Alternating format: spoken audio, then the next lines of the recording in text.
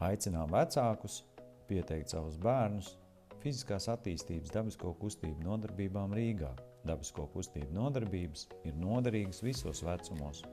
Tomēr īpaši gadījumos, kad bērniem ir jāiemāca pašdisciplīna, spēja sekot un izpildīt instrukcijas, emociju pārvaldības jautājumos, uzmanības noturībā un spējā fokusēties uz uzdevumu.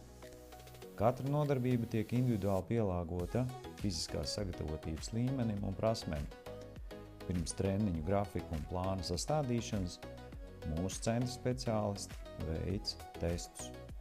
Katra nodarbība sastāv no iesildīšanās vingrinājumiem, koordinācijas vingrinājumiem, tāpat arī pamatdaļas, līdzsvara un stiepšanās uzdevumiem.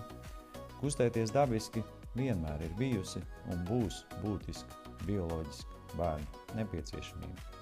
Piesakiet savu bērnu pie mums uz nodarbībām.